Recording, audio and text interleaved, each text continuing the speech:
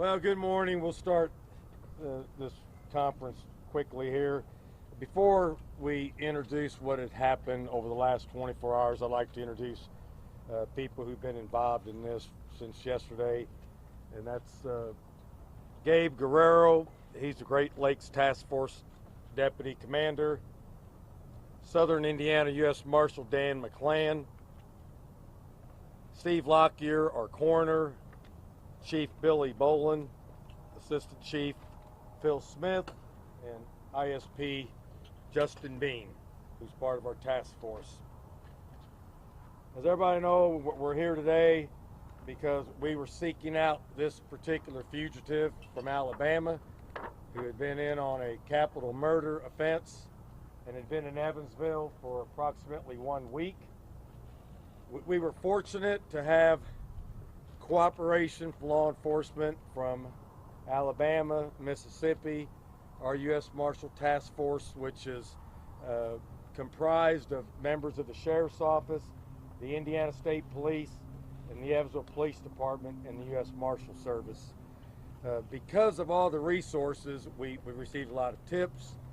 We got some good surveillance videos that showed a pickup truck that had been left at a car wash, and then a subsequent vehicle that they took and escaped in from the car wash, which was a Cadillac.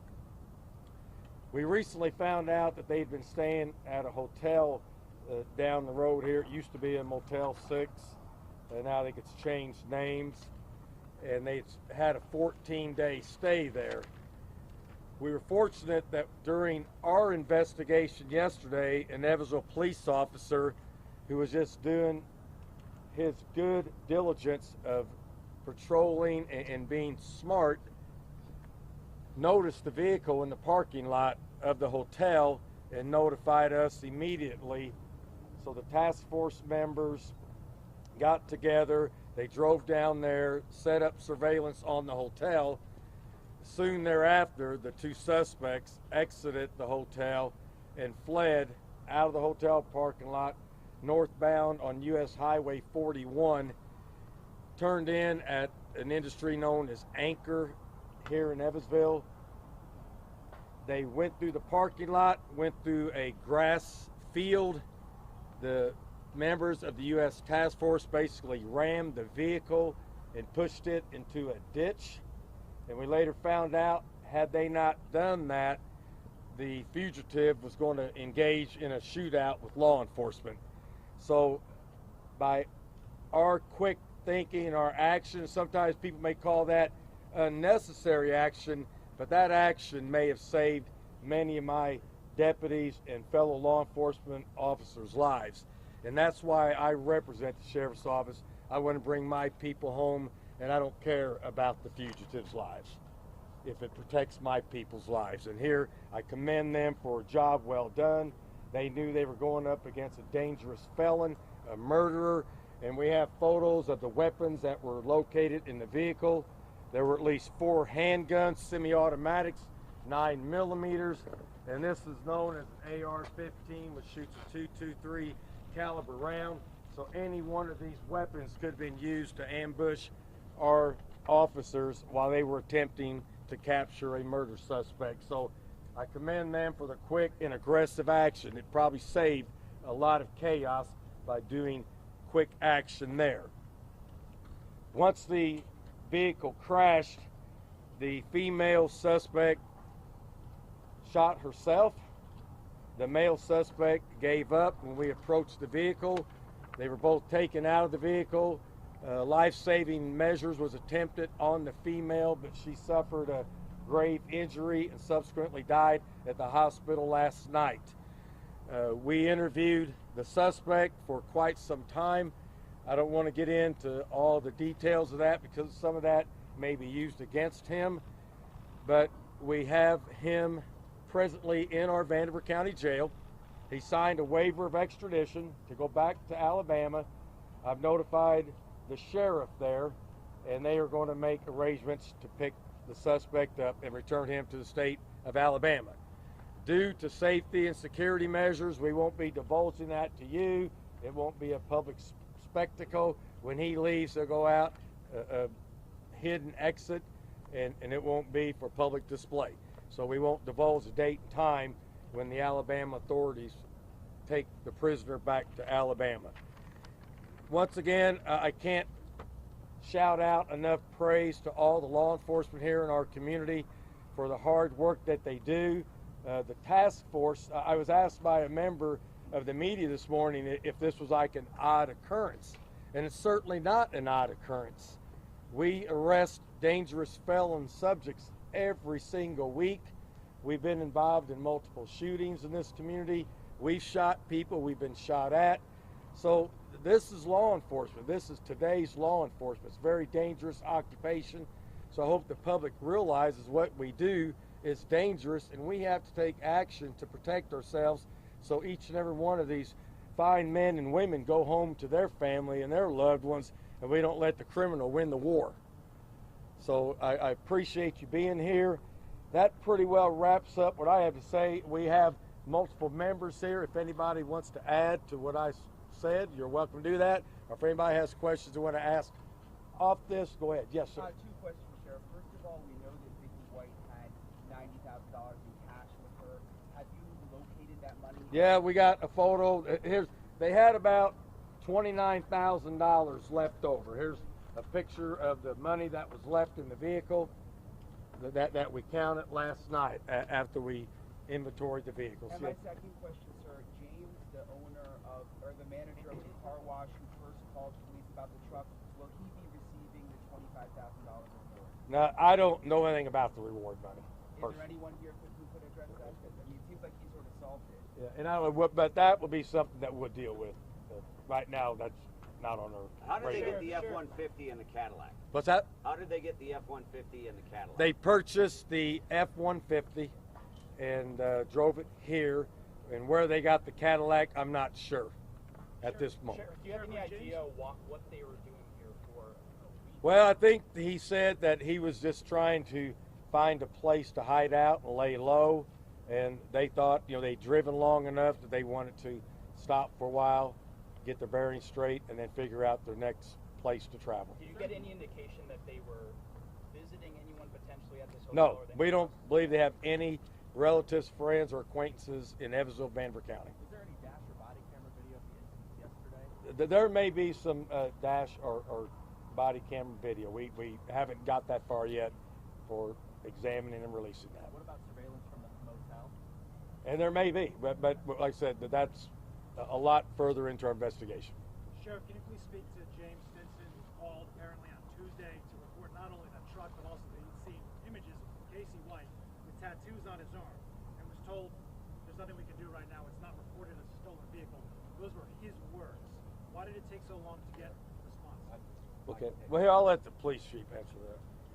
So I'll back up just a little bit. On May 2nd, we had an officer on the evening of May 2nd proactively driving through lots, and he was running plates just to see if they were stolen.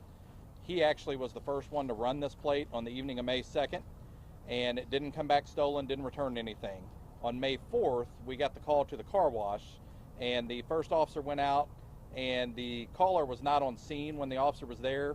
We do have body camera footage of the officer running the plate, looking in the car. He ran the VIN number, and then he left because it was an abandoned vehicle that we can't tow that. It would have to be 48 hours at the owner's request of a place before we can tow it off private property. But the owner of a residence can choose to have it towed on their own. He called back a couple hours later and had not seen the officer on scene, so we sent another officer back out, met with him. The second officer that went out also ran the info and explained the process to him, that we would have to wait 48 hours before we could tow it, but if he wanted to tow it on his own, he could. And that's when they towed the vehicle, was on May 4th after that second run. From everything we've seen, there was no mention that this was connected to Alabama. On the 911 Gives Hope, or 911 audio, there was no mention that it was connected to Alabama. So at that point last week, there was no tie at all to this being involved with anything out of state. There was no mention to it being connected with them. So it was just an abandoned vehicle for us at that point. Did Casey White explain why he stopped at the car wash? No, There's no reason. He just happened to pull in there. I think he's going to try to ditch the vehicle there. Can you clarify the 14-day stay? They were only gone for about 11 days, but you said a 14-day. That he had paid for 14 days to stay at the hotel. He paid in advance? What's that? Yes, yes. Uh-huh. Sheriff, did he give you any sense of an end game? Did they have somewhere they were headed to? Say that again? Did he give you any sense of an end game, a place that they were headed to? No. No, they said they were just trying to contemplate where they could go and kind of be discreetly away from the public's eye. Did they have any disguises? Did they have any disguises with them? Wigs. They had multiple wigs. Sheriff, presumably he was in this area since, or they were in this area presumably since May 3rd, almost a week. What other interactions have you been able to trace?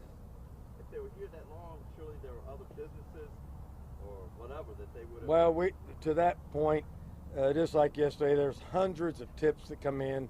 Someone claims they've seen the suspects, but we've had people claim they saw them in Richmond, Indiana, and we just go through every single tip. But from my standpoint, we've got the case solved. We've got a person deceased, and we have another person in custody headed back to Alabama. That's my concern. Hey, Sheriff, we hear that when he was getting pulled out, when he was coming out of the car, he said, "My wife is dead and I didn't do it." Do you know if that's true, and were they married? They were not married. They shared the same last name. And our preliminary investigation, we don't believe he shot her. But once the coroner examines the body through pathology, he can make a determination of that. Sheriff, how do you know that he was aiming Casey White to have some sort of violent confrontation with police? Obviously, you showed that arsenal of weapons that was inside the car. Did he express in your interviews with Casey any desire to do that? Yes. He said that he was probably going to have a shootout at the stake of both of them losing their lives. Sheriff, did they have a plan? Were they trying to get somewhere? Obviously, he wanted to escape. Their plan was pretty faulty. They're criminals. Their plan was faulty, and it failed. Thank God. Say anything about why she shot herself? Well, no. And once again, what was going through her mind, I have no idea. Sheriff, did he express how long that relationship had gone on between the two? And that's under our investigation. We're not going to divulge that right now. Sheriff, did he express any remorse for her death? No. Did you get the sense they were actually doing this together? He was not forcing her in any way? Right. No, he was not forcing her. It was a mutual relationship. Sheriff, can you clarify where she shot herself? Well, we'll let the coroner talk about that after the pathology this afternoon. When is that coroner's report expected? Well, we think this afternoon. Well, we're going to initiate this. Yeah. The autopsy will be conducted this afternoon, and they'll put a report out when they're ready. Hey, Sheriff, if you don't know how they got in Cadillac, how did you guys know who was on Cadillac? No, we saw the Cadillac in surveillance video at the time they ditched the pickup truck, and then they left in the Cadillac. Is he cooperating? Will he be facing any charges here? We're not going to charge him here. He has much more serious charges in Alabama, and we want to get him down there and let them take care of that. Were any drugs found, Sheriff? We haven't found any drugs of any significance. Sheriff, you run a jail. How do you feel that somebody that works in a jail, or not in a jail, but somebody that works in a jail did this? Well, it's certainly an unpleasant thought, and it's kind of shocking that somebody would do that. But remember, they're human beings, that they have their own minds, and for whatever reason, that they've developed some type of relationship, and so it's startling. But, you know, they're humans, make mistakes.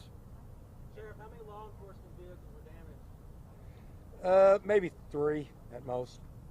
And that's a small price to pay to stop a murderer.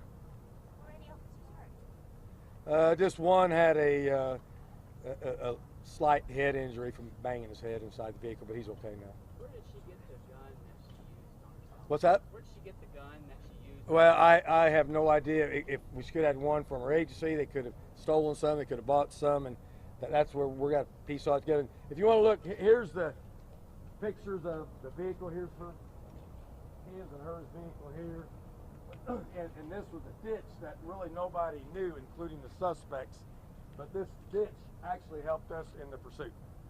because as they forcibly rammed the vehicles, it turned over on its side, and that disrupted his plan to try to have a shootout with law enforcement. And he even made that statement.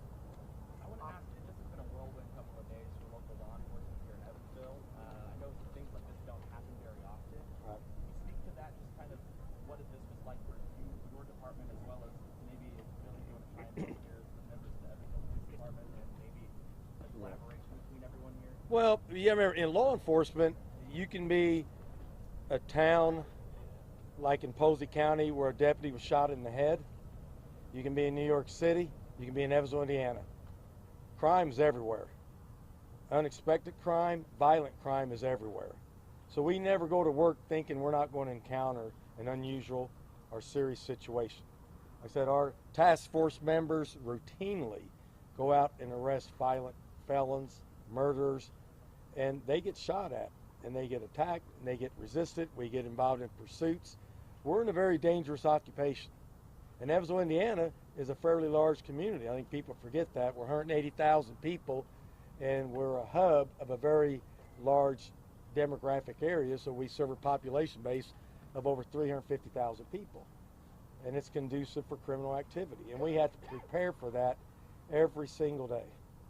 Sheriff, do you know anything about the provenance of any of those weapons? Is it possible that any of them were part of her service as a corrections officer? It could be, but right now we will continue our investigation, but that's the least of my worries at this time. But we will try to find an origin for each and every one of these weapons. And during his cooperative interview last night, did he say anything along the lines of who planned this and how much planning went into it? Yeah, but I'm not going to get into the interview with the detectives.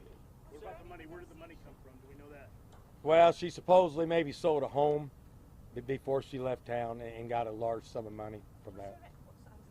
Was there any negotiation with Vicky before she shot herself? Was there what? Any negotiation? Did you have any communication before she shot? I think she may have had a little bit of communication with our dispatch, possibly. I wasn't aware of it 100%, but I think she may have been talking to our dispatch. Was there, is that a police ordered issue taser there in that photo? That's from her duty belt. This is her duty belt she wore as a confinement officer, correction officer in her home state of Alabama. Hey, Sheriff, She just took that with her when she left. and were those in the hotel room or the car? The guns. In the car? In the car. They were in the vehicle. Hey, Sheriff, after you guys seen the initial video at the car wash, what was the indication? How did you guys figure out that they were still maybe in the area? Well, it was a long, drawn-out process, like the police chief said. It's just bits and pieces of information kept coming in and tying things together, and it wasn't till over the weekend where it looked like more of a possibility that they had been here for sure. And once again, after 6 days, it was just hard to believe they were here. I wouldn't think somebody on the run would stay in a community like Evansville for 6 days. But we brought the resources in and continued our investigation based on the information we had. Sheriff, following As up far on as in that. the jail right now, is he being held in the general population or is No, he in population? he's just in a holding area. Now, they were at the hotel for quite a long time. Is there any indication at all that maybe the clerk or someone who works there knew it was them? I mean, this is a nationwide manhunt. Could they possibly been threatened? Well, or- I mean, we don't have any reason to believe that right now. But once again, we're less than 24 hours in this investigation. We have a lot more of the puzzle to put together. For how So many days was that surveillance at the hotel? Just yesterday. Oh, okay. Yeah, yesterday. A very short window of time. Was Casey White injured yesterday and how? He had a couple bumps and bruises from the crash. Sheriff, can you confirm that there was a Facebook video that was circulating that had the side angle of the arrest actually taking place? Can you confirm that it was Casey White in that video? I haven't seen the video, but Casey White was at the scene, so you got that for sure. Presumably. Also, can we get JPEGs of those posters so we can actually have a digital version of that when you're showing us? Possibly, yeah. Sheriff, what was the approximate amount of time after the crash that Vicky shot herself? I think it was almost instantaneously. Before our deputies and task force members got to the vehicle, she had shot herself. I know you said it used to be a Motel 6. Can you say the actual name of the hotel? Yeah, I got it written down here. See? Motel 41. It's an Yes, probably less than a mile south of here. North, David, the actual to your left. Oh, I'm sorry. Yeah, I'm sorry. I apologize. To the left. I'm sorry. Was that F-150 pre-purchased She had bought that vehicle. Yes. in Tennessee or Alabama? I don't know where she may have bought it in the state of Tennessee. I'm not sure. But did she purchase it ahead of the escape like the other vehicle? No, I think after. Sorry, the marshal said that car was actually purchased by Casey White for $6,000 in Tennessee, same day they escaped. Is that not accurate? That's probably accurate. Sheriff, can we see you hold the shot of Casey one more time?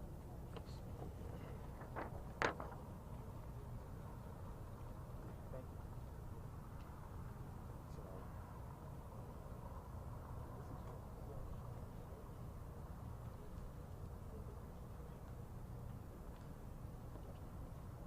Everybody okay with that?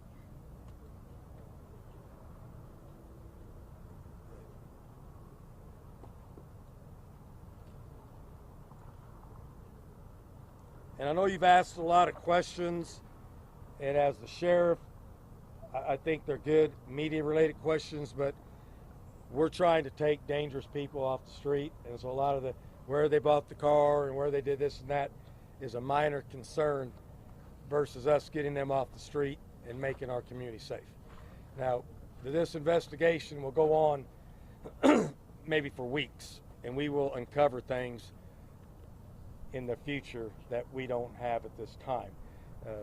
But like you said, we're less than 24 hours from the time that we were involved in pursuit and a serious crash and somebody losing their life. Sheriff, which agencies are involved in the investigation at this point? Several. We have the United States Marshal, the Indiana State Police, the Evansville Police Department, the Vanderbilt County Sheriff's Office, many members of law enforcement from Alabama, Mississippi, some members of the FBI, and probably agencies in between. So there's plenty of agencies involved. Sheriff, as someone in law enforcement or any of the people behind you who are involved in law enforcement, in your mind, what about her assistance in this 17-year veteran of the corrections facility? How did that assist? How did that help this take so long? I'm not understanding your question. As someone involved in law enforcement, Vicky White had a 17-year-long career as a corrections officer. Presumably, that had something to do with why it took so long, over a week, 11 days, for this to come to an end. I'm asking, would her expertise have contributed, and how? No, that has absolutely no merit to what went on. Zero. Sheriff, I'm sorry. The photos that you released today, are they going to be posted on your Facebook page or? We'll have photos available for media later, yes.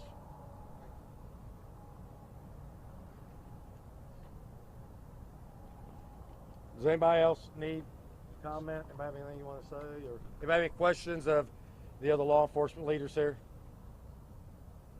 Sheriff, would it be possible to see the vehicles? No, not to see the vehicle in person, no. What about like the wigs or any of that? What's that? Do you have a picture of the wigs or any of that? The wigs thing? I don't know if we do. If we do, we can maybe release that. That's not a big deal. It's a wig, a standard wig. Can we see the pictures on this side? This? Oh yeah, sure. You guys want to take those over there?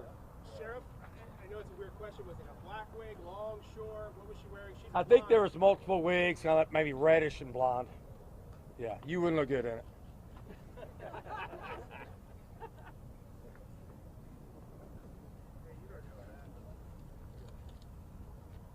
Well, we thank you. If anybody needs any other questions from anybody, everybody will be mingling around for a while. And once again, keep in mind, less than 24 hours, there's a lot of questions that won't be answered until we have a much deeper investigation, get all of our notes and material together, and we also have privileged information that we can't share. Thank you very much. Thank you, Sheriff. Thank you, sir. Caroline? Thank you.